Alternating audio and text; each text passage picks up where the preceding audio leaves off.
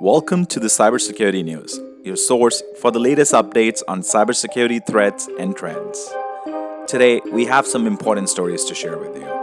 First up, we have a critical vulnerability affecting Adobe ColdFusion, a web application development platform. The flaw, identified as CVE 2023-26360, allows an attacker to execute arbitrary code on a vulnerable server by sending a specially crafted email with an attachment that contains a malicious UNC path. The path triggers an improper access control vulnerability in ColdFusion that leaks the user's NTLM password hash to the attacker.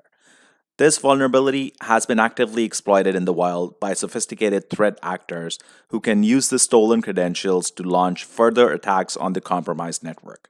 Adobe has released security updates for ColdFusion 2018 and 2021 that address this issue, but users of older versions such as ColdFusion 2016 and 11 are out of luck, as they have reached end of life and are no longer supported by Adobe. CISA, the U.S. Cybersecurity and Infrastructure Security Agency, has added this vulnerability to its known exploited vulnerabilities catalog and has urged federal agencies to apply the patches by April 5th.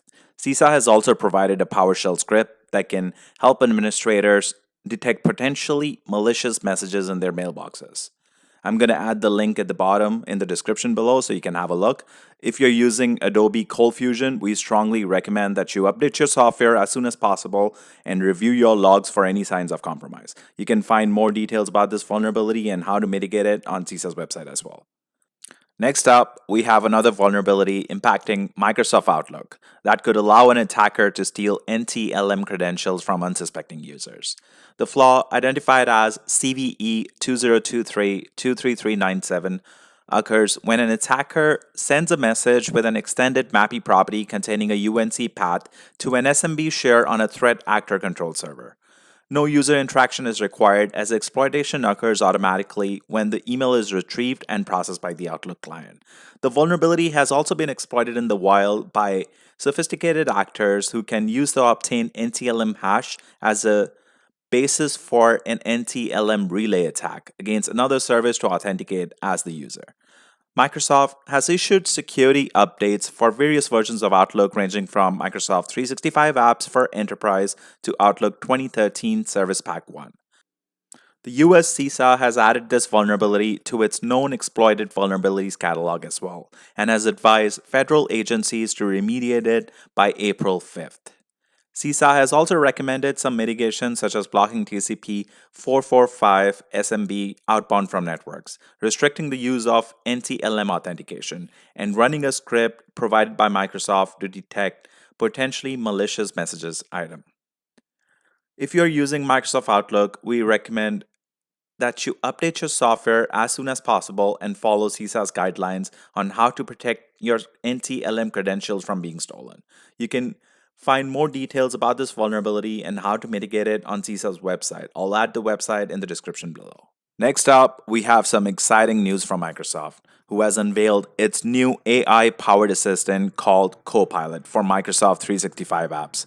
Copilot is designed to work alongside you in apps like Word, Excel, PowerPoint, and Teams, using natural language queries to help you streamline your tasks and create better content. Copilot is powered by OpenAI's GPT-4 large language model, which can generate coherent text based on user input.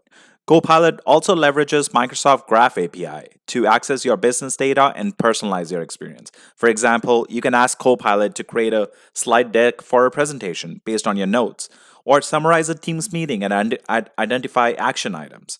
Microsoft says that Copilot is not meant to replace human creativity or judgment, but rather augment it with AI suggestions that you can edit or refine as needed.